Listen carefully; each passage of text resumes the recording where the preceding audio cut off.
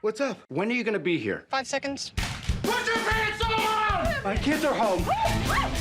We're on the second floor. You hang down, stick the landing. We're really gonna need a new system to avoid your kids. Yeah. Or you meet them. At worst, I'd break an ankle. Stuck it!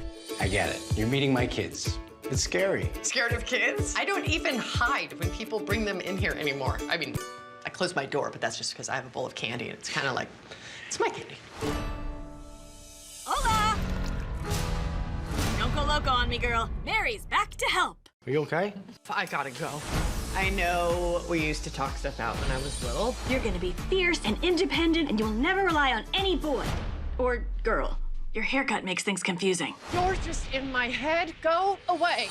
Ben is a dad. That means if you're with him, you're a mom. I really love this guy. I don't want to lose him. Before you know it, you're gonna be at a wedding, and the Macarena is gonna blast, and you're gonna mom dance. Just like this. I am a mom, and I do the Macarena. Where is my minivan? Oh, I'll find it later.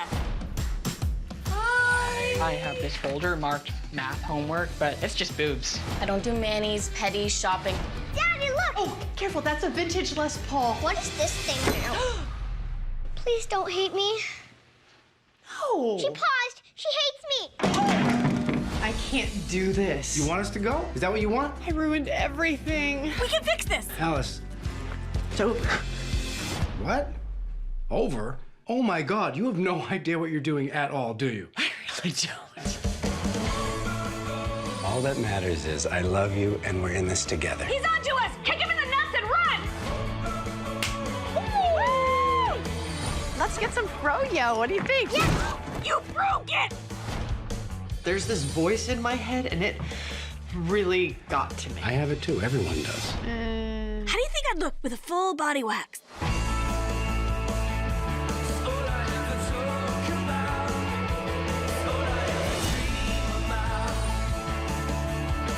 I wrote a note for you. Sorry I hurt your guitar. There's no reason for you to be sorry. I know it was an accident.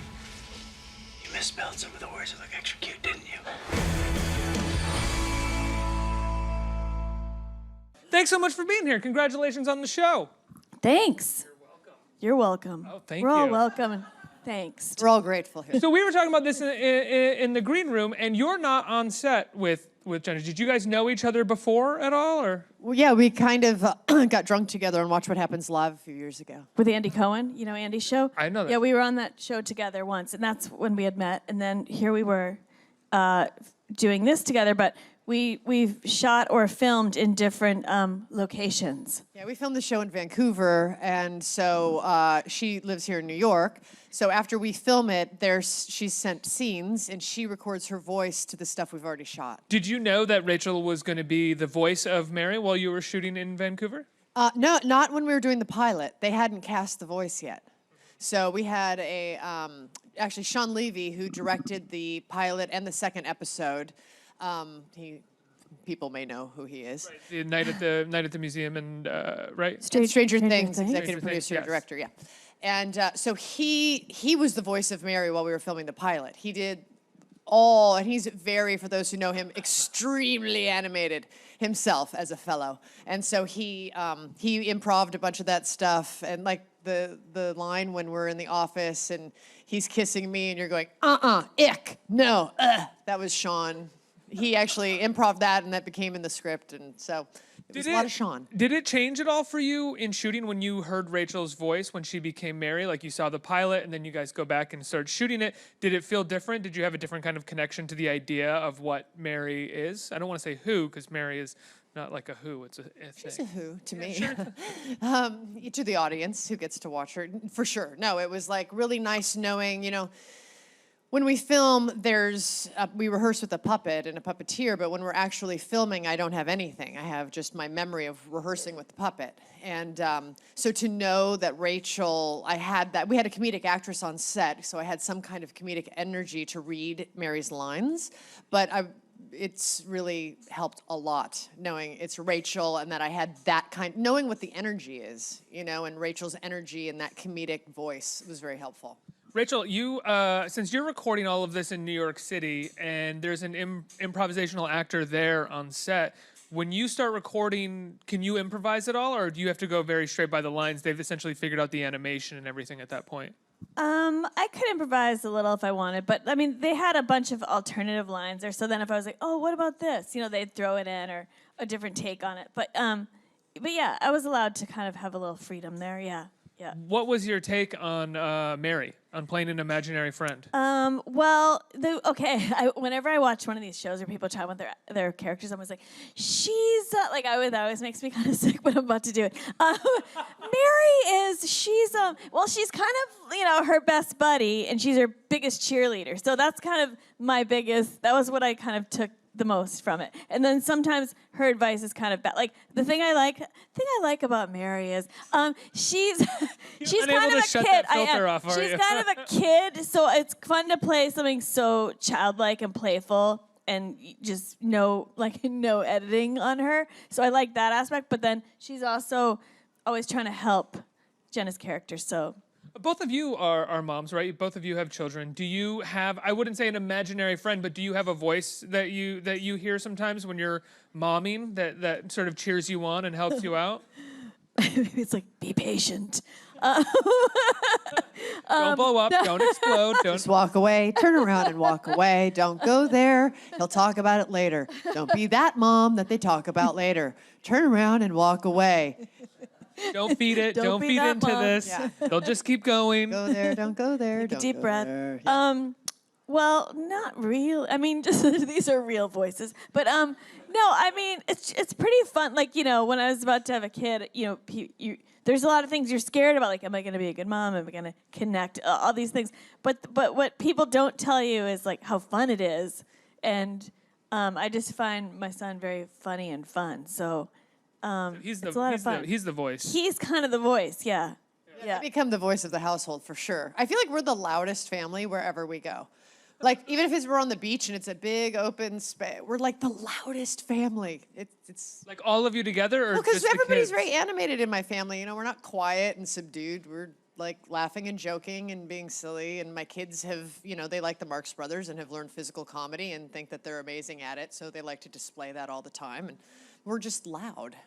So your kids do like Marx Brothers moves when you're in your Oh, they love the Marx Brothers. They love Marx Brothers. They love Gene Kelly movies, Oh, that's so much fun. Yeah, we try. I want to educate them on everything that they're watching now is derivative of brilliant things that came before them, and I want to make sure that they know where it all started, so I really like to show them older things.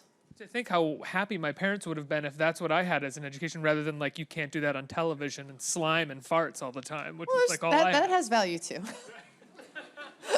There's Rachel, a place for slime and farts. Jenna, you've had a few TV shows that you've been the lead of. What do you look for in a show that you're going to be sort of anchoring? Well, the last few shows I've done, I was not the lead on purpose. I didn't want to because things were moving so much into single camera for me that I didn't want to be at the front of it while I was getting to know it. So I was purposefully. It's also a little more work, single camera. I mean, just yeah, I don't mind working. I just want to understand the format I'm in so that I can do it well. And so this is really the first single camera. This is the first show I've been at the front of in some years, actually. And I just thought, when they sent me the script, there's so much to it. There's the romantic lead, and the character who has no idea what she's doing in a relationship because her parents fought violently, divorced, and were never around. Violently. And we're never there for her, hence the imaginary friend. And then I have to now engage with his kids, which is terrifying and awful for my character. And that's a lot of great physical comedy, fish out of water. And then we have this whole other dimension of an imaginary friend where I have to make comedy with empty space, And so I just was like, wow, I'm pulling out my entire tool belt, to do this. And I just felt like that would be interesting. Was that nerve-wracking at all? Were you nervous about that? Not nervous. I just think I was up for the challenge because it's brand new. It's never been done in primetime television to have a CGI character like this. So I thought, why not? I loved everyone involved. I felt that made me feel secure with Sean Levy and Adam Goldberg from the Goldbergs, and our animator is an Academy Award winner. He won the Academy Award last year for Best Animated Short. He was nominated again for another animated short he did. So I just was like, okay, if I'm going to go into unknown territory, at least I'm surrounded by a really great support system. So let's do it. Who knows? You don't know what the painting's going to be till you paint it. So you just have to put yourself out there and do it and see what happens. Did either of you have imaginary friends growing up? I did not. Neither did I. No, I was Never understood fascinated that. by people. I mean, people are so interesting. I didn't feel the need to create an imaginary friend.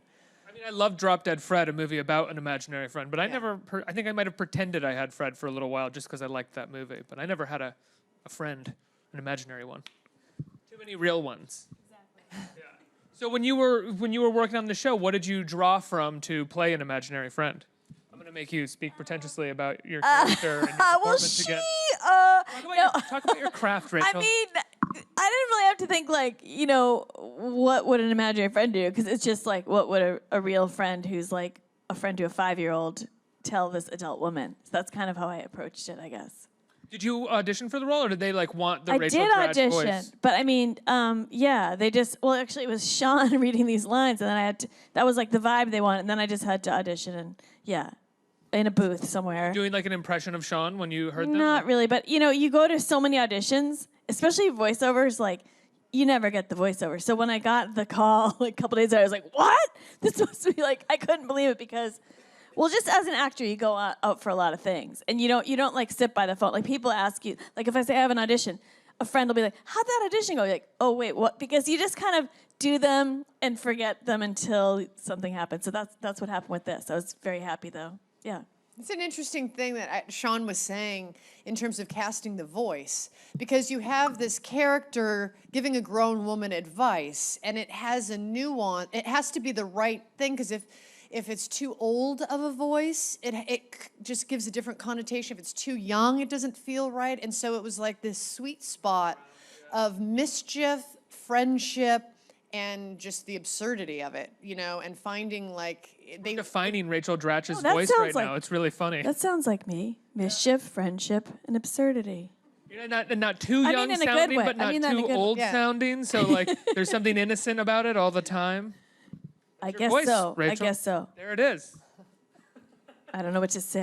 Rachel, I have to ask you. Yes, You were on Saturday Night Live for a while back as Yes. well. Is in a time like this, do you miss it more than usual, or does it look like a lot of work? No, it looks so fun right now. I mean, I would love to be on it, but when you first are off the show, that's when you watch. You're like, oh, look at them. Now, I've been off for so long that I don't watch it and think oh, if only I were on it. But I do. I mean, I appreciate everything. All the stuff I don't like the stuff they have to work with right now that's happening in the land. I follow you on Twitter. I know. Okay, yeah. But Really?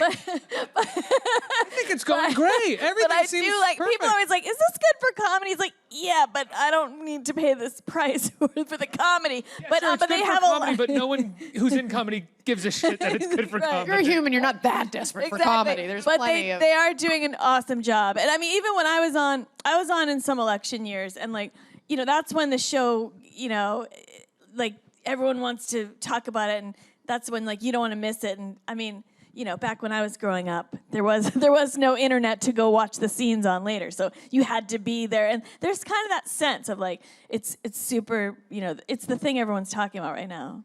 If there was process. is there a member of the administration or sort of circling it that you wish you could play? Oh, Jenna, do you have that? Is there anybody that you've seen that you wish you could? Well, I mean, Kellyanne would be fantastic. I'm so that would be good. Yeah, blown away watching her. It's fantastic. I could do all Stephen are Miller. Fantastic to watch. Oh, Because it's like you get to. it's just I just God, it's amazing. Thrilling. I have to admire it because I can't even wrap my head around it. It's fantastic.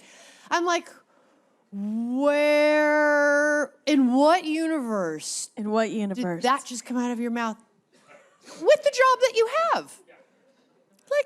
Wow. No, I didn't say that. You said that. That's not what I said. No, we said, and you're like, oh my God, what is going? My ears are bleeding. Amazing. It's, I mean, and like, everyone makes errors, of course, and it's a high stakes moment. So, you can like, you try and be super benevolent. I try to be super benevolent even when I think somebody's psychotic and insane or wrong or making really bad moves. I try and go, okay, golden rule, like, all right, well, certainly it's stressful. I'm like, I think she's really creating her own stress here. It's just fantastic, the repeated gaffes and totally clueless that they would ever fall into the category of gaffe. And the absolute inability It's to recognize fantastic. a gaffe. So who would you play? Stephen Miller.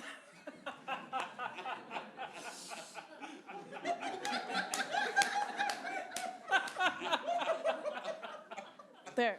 That was pretty good. Thank you. You will respect the authority of our president. Yeah. I'm just going to make the face. I don't have any lines, but anyway.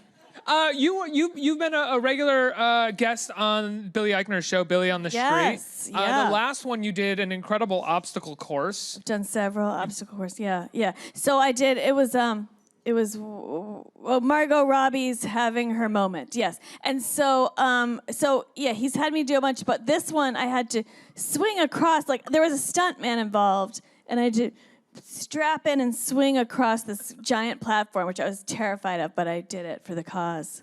Yeah. For the Margot Robbie cause. Yeah, exactly. Have you He's ever so fun. bumped into Margot Robbie or anybody else after you've done one of those and been like, oh, I hope that was. Hope you thought it was that funny. one was like, I just went there blind. So, but no. Did he tell you what they are before? No, he doesn't tell me. So then you're just unveiled, and there you are. Well, back in the day, I did Callista Flockhart. That's one was my SNL audition when she was on Ally McBeal and everything.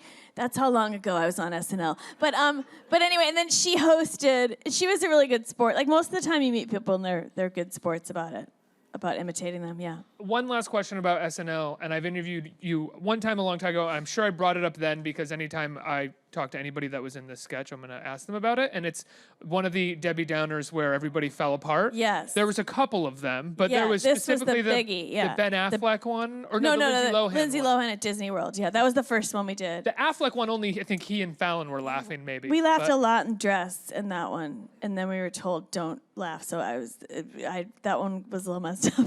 The Lindsay But Lohan Lindsay Lohan, one. yes. What was anybody told anything after it was over? Was anyone pulled aside and been like, No, but I mean, you hear oh, does Lauren get mad? Whatever. Like, I didn't laugh all the time. There's a few that and the hot tub I laughed pretty hard, but yeah, I would try not to because the audience. It's kind of a cheap trick. Like the audience, I used to love watching them crack up when I watched it. But he I don't know what happened to people that laughed all the time, but he would never come down on you for laughing. And that one was like colossal, and he didn't say anything. I don't know, maybe behind closed doors he was. Debbie always Debbie reminds me a little bit of Stefan in the sense where it seems like the writers could throw you lines in the last minute that would kind of get you. Did they ever do that? No. I mean, Stefan, because he was on Update, and I know he wrote it with John Mulaney, and Mulaney would throw in things he hadn't seen before, so that's why he was laughing. No, with us, I wrote those with Paula Pell, so we knew what we were getting into, and so I don't even know why I laughed that hard. There was a couple lines in that one that were so funny. I couldn't imagine getting through it. I just got the giggles, and then I couldn't get back. And then sometimes you get the giggles on that show, you can kind of hide, or the camera's going somewhere else. But this one, I knew it was coming at me every time, and that just made it even worse. Like church laughs, Let's turn over to the audience for questions. Who has a question? Right there. Hi, thank you for being the ladies. So, what would be the best crossover for this comedy for you, in your opinion? Best crossover? Crossover. Like crossover comedy with another show? Yeah. Oh, would you want to cross over with another show? Oh my gosh. We can limit this. I mean, it's ABC, so ABC comedies maybe, and then give you some help. Oh man. I don't know how to answer that. No, I think because we're still finding what this show is. I think 3 episodes in. Well, I mean, we did them all, and now they're gonna air, and you will see them. But this is live. Yeah. Okay. Right. Okay. Tomorrow night, first one. Because we just did a show where they're like, this isn't airing till May, so you have to pretend everyone's seen these. Okay. Yeah, I think because we're still like sort of discovering it, that I can't really think of then where do we go after our own little world. Do you? No, I think it's such a unique show. It's hard to kind of piece it into some crossover response. I'm sorry. I wish I could answer you better. The Goldbergs. I just choked because on that. I was going to say that. Next one. Hey, over here. Yes. So Rachel, I got to see you last year at the Public Theater for Privacy. Oh, yeah. Yeah, I thought that was amazing. Oh, thanks. I was just wondering, like, what is your process for when you take on projects, whether it's on television or for, like off Broadway? Play.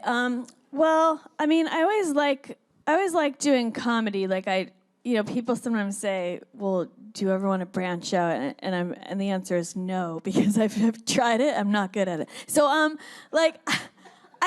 just gravitate towards any project that I think I could bring comedy to. So whether it's a play or TV or movie, whatever. And then each one's really different. Like in that play, we were playing all different roles to kind of serve this story. It was with Daniel Radcliffe. It was kind of about how, like now with iPhones and everything, your privacy is kind of going away. So it was kind of like there was kind of a theme behind it. So I was just trying to serve that and get laughs along the way.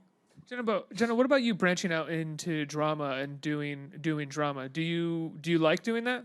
Yeah, I did the 5th season of Damages, and so that was pretty amazing. Like my first day filming was with Glenn Close, and she's such an epic actress, and that was super intimidating, to say the least.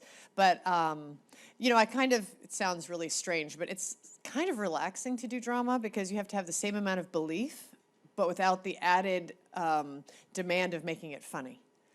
And so I enjoy drama, but I actually like that added kind of stress of having to now make people go, like bring out that reaction in people and to mislead them for that comedic moment where they don't see it coming. And I enjoy that dynamic. So I like drama, but I always like it best if I can bring some of the humanity and the craziness of life where I can make people laugh a little bit, even if I have to then make them cry, because I think you feel the cry more if you've laughed. Absolutely. Next question. Hey, Jen. Hey, guys. Hey down there. Hey. For you, Jenna, how was it like working with the rest of the cast? And did they have to also, I guess they don't know that Yeah, so they don't see Mary. I'm the only one who sees Mary. So, but they're super talented. I'm really grateful to them. Number one, Stephen Schneider, you may have seen him on Broad City. He's on Broad City from time to time, but he's, finding leading men who are completely hilarious on their own, but can also be in the romantic situation and perform in that way. It's really hard to find, actually. And he hits it. We have great chemistry. We're great friends.